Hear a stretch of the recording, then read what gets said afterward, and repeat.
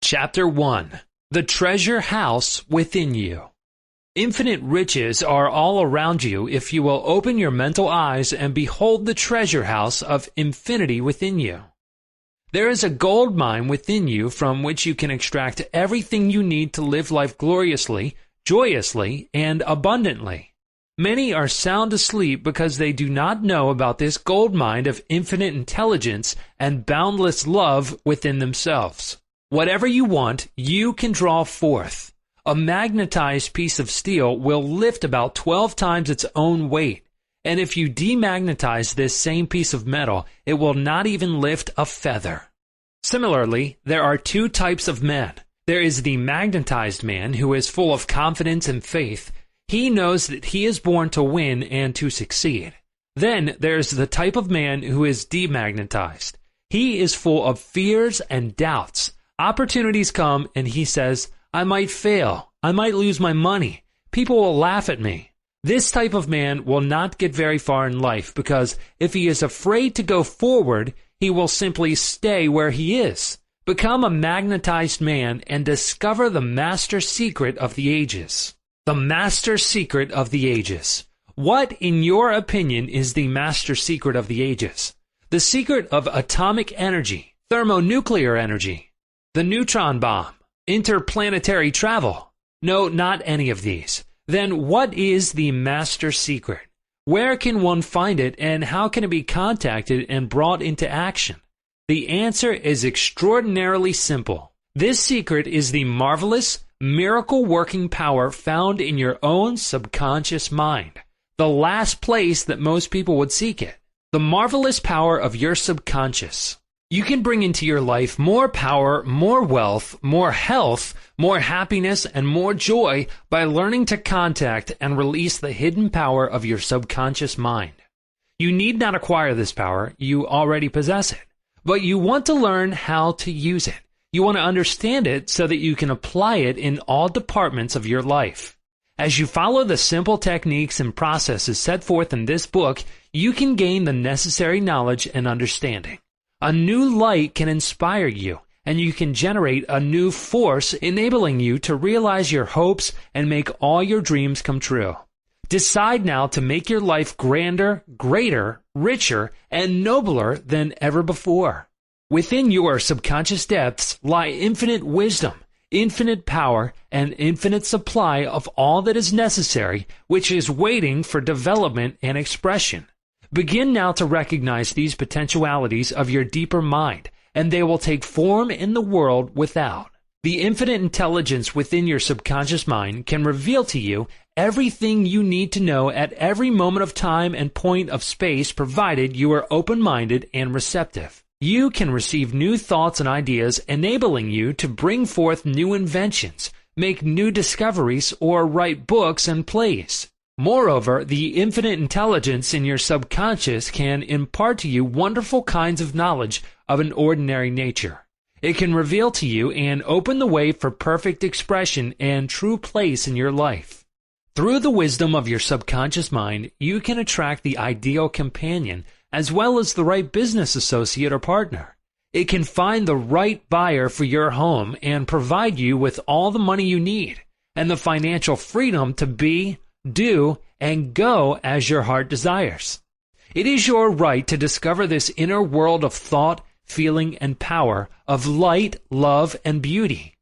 Though invisible, its forces are mighty. Within your subconscious mind, you will find the solution for every problem and the cause for every effect.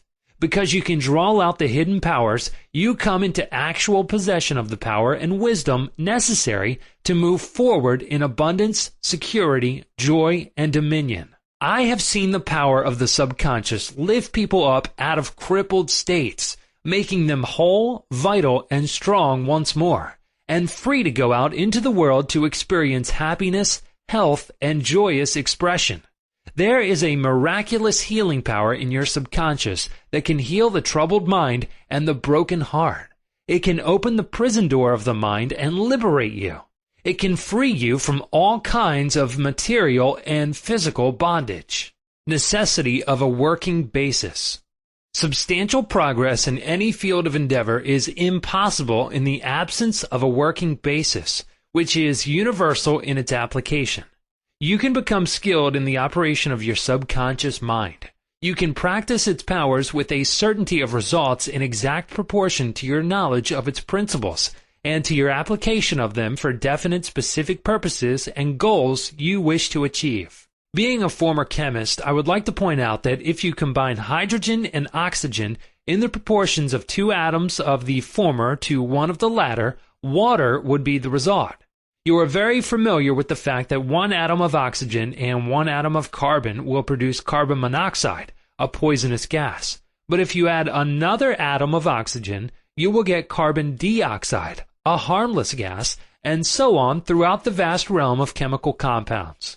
You must not think that the principles of chemistry, physics, and mathematics differ from the principles of your subconscious mind. Let us consider a generally accepted principle. Water seeks its own level. This is a universal principle which is applicable to water everywhere. Consider another principle. Matter expands when heated. This is true anywhere at any time and under all circumstances. You can heat a piece of steel and it will expand regardless whether the steel is found in China, England, or India. It is a universal truth that matter expands when heated. It is also a universal truth that whatever you impress on your subconscious mind is expressed on the screen of space as condition, experience, and event. Your prayer is answered because your subconscious mind is principle, and by principle I mean the way a thing works. For example, the principle of electricity is that it works from a higher to a lower potential. If you do not change the principle of electricity when you use it, but by cooperating with nature, you can bring forth marvelous inventions and discoveries which bless humanity in countless ways. Your subconscious mind is principle and works according to the law of belief. You must know what belief is, why it works, and how it works. The law of your mind is the law of belief. This means to believe in the way your mind works, to believe in belief itself. The belief of your mind is the thought of your mind. That is simple, just that and nothing else. All your experiences, events, conditions, and acts are the reactions of your subconscious mind to your thoughts. Remember, it is not the thing believed in, but the belief in your own mind which brings about the result. Cease believing in the false beliefs, opinions, superstitions, and fears of mankind. Begin to believe in the eternal verities and truths of life, which never change. Then you will move onward, upward, and Godward. Whoever reads this book and applies the principles of the subconscious mind herein set forth will be able to pray scientifically and effectively for himself and for others. Your prayer is answered according to the universal law of action and reaction. Thought is incipient action. The reaction is the response from your subconscious mind which corresponds with the nature of your thought. Busy your mind with the concepts of harmony, health, peace, and goodwill, and wonders will happen in your life. The duality of mind. You have only one mind, but your mind possesses 2 distinctive characteristics. The line of demarcation between the two is well known to all thinking men and women today. The 2 functions of your mind are essentially unlike. Each is endowed with separate and distinct attributes and powers. The nomenclature generally used to distinguish the 2 functions of your mind is as follows: the objective and subjective mind, the conscious and subconscious mind, the waking and sleeping mind, the surface self and the deep self, the voluntary mind and the involuntary mind, the male and the female, and many other terms. You will find the terms conscious and subconscious used to represent the dual nature of your mind throughout this book. The conscious and subconscious minds. An excellent way to get acquainted with the 2 functions of your mind is to look upon your own mind as a garden.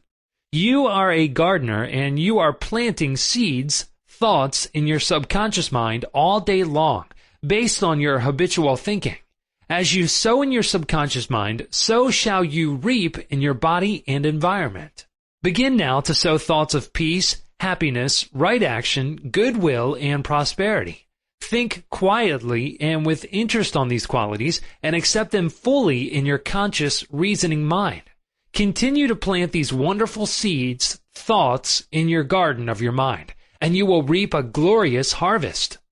Your subconscious mind may be likened to the soil, which will grow all kinds of seeds, good or bad. Do men gather grapes of thorns or figs of thistles? Every thought is, therefore, a cause, and every condition is an effect. For this reason, it is essential that you take charge of your thoughts so as to bring forth only desirable conditions. When your mind thinks correctly, when you understand the truth, when the thoughts deposited in your subconscious mind are constructive, harmonious, and peaceful, the magic working power of your subconscious will respond and bring about harmonious conditions, agreeable surroundings, and the best of everything. When you begin to control your thought processes, you can apply the powers of your subconscious to any problem or difficulty. In other words, you will actually be consciously cooperating with the infinite power and omnipotent law which governs all things. Look around you wherever you live, and you will notice that the vast majority of mankind lives in the world without. The more enlightened men are intensely interested in the world within. Remember, it is the world within, namely your thoughts, feelings, and imagery, that makes your world without. It is, therefore, the only creative power, and everything which you find in your world of expression has been created by you in the inner world of your mind, consciously or unconsciously. Knowledge of the interaction of your conscious and subconscious minds will enable you to transform your whole life. In order to change external conditions, you must change the cause. Most men try to change conditions and circumstances by working with conditions and circumstances. To remove discord, confusion, lack, and limitation, you must remove the cause. And the cause is the way you are using your conscious mind. In other words, the way you are thinking and picturing in your mind. You are living in a fathomless sea of infinite riches. Your subconscious is very sensitive to your thoughts. Your thoughts form the mold or matrix through which the infinite intelligence, wisdom, vital forces, and energies of your subconscious flow. The practical application of the laws of your mind as illustrated in each chapter of this book will cause you to experience abundance for poverty, wisdom for superstition and ignorance, peace for pain, joy for sadness, light for darkness, harmony for discord, faith and confidence for fear, success for failure, and freedom from the law of averages. Certainly there can be no more wonderful blessing than these from a mental, emotional, and material standpoint. Most of the great scientists, artists, poets, singers, writers, and inventors have a deep understanding of the workings of the conscious and subconscious minds. One time Caruso, the great operatic tenor, was struck with stage fright. He said his throat was paralyzed due to spasms caused by intense fear, which constricted the muscles of his throat. Perspiration poured copiously down his face. He was ashamed, because in a few minutes he had to go out on the stage, yet he was shaking with fear and trepidation. He said, "They will laugh at me. I can't sing." Then he shouted in the presence of those behind the stage, "The little me wants to strangle the big me within." He said to the little me, "Get out of here. The big me wants to sing through me." By the big me, he meant the limitless power and wisdom of his subconscious mind, and he began to shout, "Get out, get out. The big me is going to sing." His subconscious mind responded, releasing the vital forces within him. When the call came, he walked out on the stage and sang gloriously and majestically, enthralling the audience. It is obvious to you now that Caruso must have understood the two levels of the mind, the conscious or rational, and the subconscious or irrational level. Your subconscious mind is reactive and responds to the nature of your thoughts. When your conscious mind, the little me, is full of fear, worry, and anxiety, the negative emotions engendered in your subconscious mind, the big me, are released and flood the conscious mind with a sense of panic, foreboding, and despair. When this happens, you can, like Caruso, speak affirmatively and with a deep sense of authority to the irrational emotions generated in your deeper mind as follows. Be still. Be quiet. I am in control. You must obey me. You are subject to my command. You cannot intrude where you do not belong. It is fascinating and intensely interesting to observe how you can speak authoritatively and with conviction to the irrational movement of your deeper self, bringing silence, harmony, and peace to your mind. The subconscious is subject to the conscious mind, and that is why it is called subconscious or subjective. Outstanding differences and modes of operation. You will perceive the main differences by the following illustrations. The conscious mind is like the navigator or a captain at the bridge of a ship. He directs the ship and signals orders to men in the engine room, who in turn control all the boilers, instruments, gauges, etc. The men in the engine room do not know where they are going. They follow orders. They would go on the rocks if the man on the bridge issued faulty or wrong instructions based on his findings with the compass, sextant, or other instruments. The men in the engine room obey him because he is in charge and issues orders, which are automatically obeyed. Members of the crew do not talk back to the captain. They simply carry out orders. The captain is the master of his ship, and his decrees are carried out. Likewise, your conscious mind is the captain and the master of your ship, which represents your body, environment, and all your affairs. Your subconscious mind takes the orders you give it based upon what your conscious mind believes and accepts as true. When you repeatedly say to people, "I can't afford it," then your subconscious mind takes you at your word and sees to it that you will not be in a position to purchase what you want. As long as you persist in saying, "I can't afford that car, that trip to Europe, that home, that fur coat or ermine wrap," you can rest assured that your subconscious mind will follow your orders, and you will go through life experiencing the lack of all these things. Last Christmas Eve, a beautiful young university student looked at an attractive and rather expensive traveling bag in a store window. She was going home to Buffalo, New York for the holidays. She was about to say, "I can't afford that bag," when she recalled something she had heard at one of my lectures, which was, never finish a negative statement. Reverse it immediately and wonders will happen in your life. She said, "That bag is mine. It is for sale. I accept it mentally and my subconscious sees to it that I receive it." At 8 o'clock Christmas Eve, her fiancé presented her with a bag exactly the same as the one she had looked at and mentally identified herself with at 10 o'clock the same morning. She had filled her mind with the thought of expectancy and released the whole thing to her deeper mind, which has the know-how of accomplishment. This young girl, a student of the University of Southern California, said to me, "I didn't have the money to buy that bag, but now I know where to find money and all the things I need, and that is in the treasure house of eternity within me." Another simple illustration is this. When you say, "I do not like mushrooms," and the occasion subsequently comes that you are served mushrooms in sauces or salads, you will get indigestion because your subconscious mind says to you, the boss, your conscious mind, does not like mushrooms. This is an amusing example of the outstanding differences and modes of operation of your conscious and subconscious minds. A woman may say, "I wake up at 3 o'clock if I drink coffee at night." Whenever she drinks coffee, her subconscious mind nudges her as if to say, "The boss wants you to stay awake tonight." Your subconscious mind works 24 hours a day and makes provisions for your benefit, pouring all the fruit of your habitual thinking into your lap. How her subconscious mind responded. A woman wrote me a few months ago as follows. "I am 75 years old, a widow with a grown family. I was living alone and on a pension. I heard your lectures on the powers of the subconscious mind, wherein you said that ideas could be conveyed to the subconscious mind by repetition, faith, and expectancy. I began to repeat frequently with feeling, 'I am wanted. I am happily married to a kind, loving, and spiritual-minded man. I am secure.' I kept on doing this many times a day for about 2 weeks, and one day at the corner drugstore I was introduced to a retired pharmacist. I found him to be kind, understanding, and very religious. He was a perfect answer to my prayer. Within a week he proposed to me, and now we are on our honeymoon in Europe. I know that the intelligence within my subconscious mind brought both of us together in divine order. This woman discovered that the treasure house was within her. Her prayer was felt as true in her heart, and her affirmation sank down by osmosis into her subconscious mind, which is the creative medium. The moment she succeeded in bringing about a subjective embodiment, her subconscious mind brought about the answer through the law of attraction. Her deeper mind, full of wisdom and intelligence, brought both of them together in divine order.